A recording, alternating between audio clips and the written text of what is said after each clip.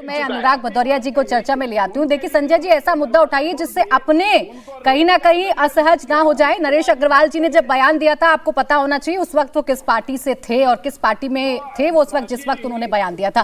खैर अनुराग भदौरिया जी, जब राम का नाम आता है तो आपकी पार्टी का नाम स्वतः आ जाता है। कोई बात कंप्लीट नहीं होती जब तक आपकी पार्टी का नाम ना आए। बात सिर्फ इतनी भर है कि राम का नाम लेना कब से राजनीति हो गया। अगर बीजेपी मना रही है रामनवमी तो इसमें क्या तुष्टीकरण या ध्रुवीकरण नजर आने लगता है विपक्ष को? तो बीजेपी को ये भी कहना चाहिए, जो प्रभु राम को विस्की में रम में खोजेंगे उनको हम अपनी पार्टी में ले लेते हैं।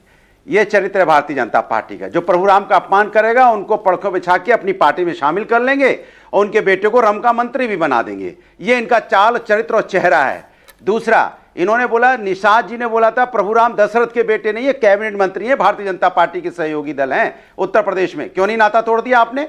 मैंने सत्ता के लिए प्रभु को कोई कुछ भी बोल देगा, आप सत्ता चुके आपको पानी, इसलिए आप सह लेंगे। इसके मतलब आप सत्ता से प्यार करते हैं, प्रभु से नहीं। इसलिए प्रभु के आदर्श आचरण को नहीं अपनाते। हम प्रभु के आदर्श आचरण को अपनाते हैं। अयोध्या में मुझे आशीर्वाद मिला, आपको नहीं मिला। और जहां तक आप पश्चिम बंगाल की बात है, ये आज से नहीं है प्राची जी। मैं जब छोटा था ना, बचपन में पूरा हिंदुस्तान दुर्गा पूजा देखने के लिए पश्चिम बंगाल जाता था। बीजेपी का नामो निशान नहीं था। सब कहते दुर्गा पूजा, भव्य पंडाल, भव्य दुर्गा पूजा अगर कहीं होती है देखने के लिए चलिए पश्चिम बंगाल। हम खुद जाते थे और मैं जगह का नाम भी बता सकता हूं, पंजाबी मोड़, जिसको अवार्ड मिला था कि सबसे अच्छा भव्य पंडाल। मैं बात बता रहा हूं 87-89 की। तो आज आप नए नए आए हैं और नई नई बातें कर रहे हैं प्रभु की, इसलिए तो प्रभु का आशीर्वाद आपको नहीं मिलता, क्योंकि आप प्रभु के नाम पे राजनीति कर रहे हो। कब से दुर्गा पूजा हो रही है, कब से रामनवमी हो रही है, आपने पहली बार जाना है और भाई भाई भाई करके। अभी हम पूछ देंगे पश्चिम बंगाल में सबसे अच्छी दुर्गा पूजा का अवार्ड कब कब मिला, आप जवाब नहीं दे पाओगे। आज नहीं, वर्षों से मिल रहा है वहां पे। दूसरी बात, जहां तक कि अभी अर्जुन सिंह बोल रहे थे, अरे अर्जुन सिंह ये वो लोग हैं जो दल बदलते रहते। अभी टीएमसी में थे तब बीजेपी को उल्टा सीधा बोलते थे, अब बीजेपी में हैं तो टीएमसी को उल्टा सीधा बोलते हैं। तो इसलिए ऐसे नेताओं पे, ऐसे लोगों पे यकीन मत कीजिए। हिंदुस्तान की जनता समझदार है। भारतीय जनता पार्टी ने पूरे हिंदुस्तान के लोगों के साथ अन्याय किया है, चाहे हिंदू हो, चाहे मुस्लिम हो, चाहे सिख हो, चाहे ईसाई हो। सबको लाइन में लगाते हैं ना। कौन हिंदू लाइन में नहीं लगा क्या? सिलेंडर के लिए, गैस सिलेंडर के लिए, सीएनजी के लिए, या नोटबंदी में आपने उनको लाइन में नहीं लगाया? या हथरस की बेटी हिंदू नहीं थी? मैं पूछना चाहता हूं। या जिस तरह की गोली मार दी गई अभी बनारस में, वो हिंदू नहीं था? बिल्कुल ठीक है अनुराग भदौरिया जी, भाई प्रभु श्री राम का आशीर्वाद अगर आपको प्राप्त है और भारतीय जनता पार्टी अच्छा नहीं करती है, ये सिर्फ राजनीति करती है, तो आज आप भी मुझे आश्वस्त करिए सर, जिन जिन नेताओं ने आपकी पार्टी के अंदर रहकर प्रभु श्री राम को लेकर या रामचरितमानस को लेकर जो जो बोला है, आप उन सब पर कार्रवाई करेंगे सर, और एक नजर से कार्रवाई करेंगे, किसी को छोड़ेंगे नहीं अनुराग जी?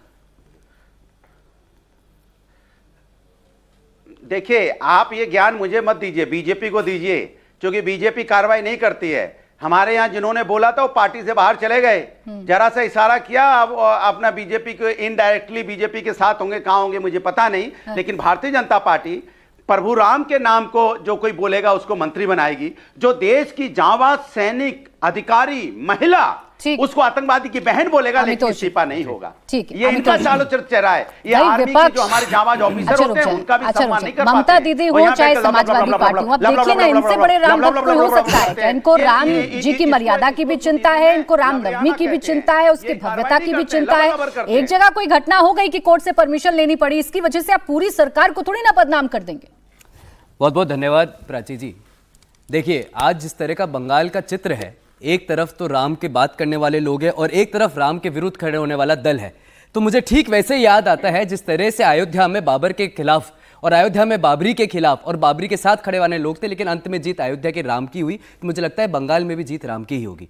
अब आती है दूसरी बात, ऐसा क्यों होता है भाई कि इलेक्शन आते हैं तो सब राम के समर्थन में हो जाते हैं और जब इलेक्शन जाते हैं तब राम के विरोध में हो जाते हैं? तो ये बात तो तय हो गई कि राम ही राज्य करता है, तो राम राज्य से मुझे लगता है आज के बाद किसी को आपत्ति भी नहीं होगी और राम राज्य की बात सब करेंगे। लेकिन दिक्कत क्या है कि रामनवमी का विषय है सिर्फ भारत के अंदर में, पूरे तरह से मैं आपको इंसिडेंट बताता हूं। तेलंगाना हाईकोर्ट के अंदर में, अब नहीं बात बता रहे, लाओ तो रामराज लाते कहां हो प्रभु?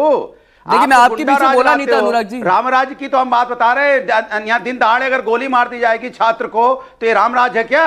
रामराज में इस तरह से हथरस की बेटी के साथ अन्याय होता है क्या? उन्नाव की बेटी के साथ अन्याय होता है क्या? रामराज में दिन दहाड़े गोली मार जाती है क्या? रामराज्य में ये भी होता है कि कोई किसी के बीच में नहीं बोलता है, तो थोड़ा सा आचरण आप भी अपना लीजिए। अभी तो आप मुझे बता रहे थे कि आपने कितना आत्मसात किया है प्रभु श्री राम को, उनकी मर्यादा को, उनकी सभ्यता को, उनके जीवन को।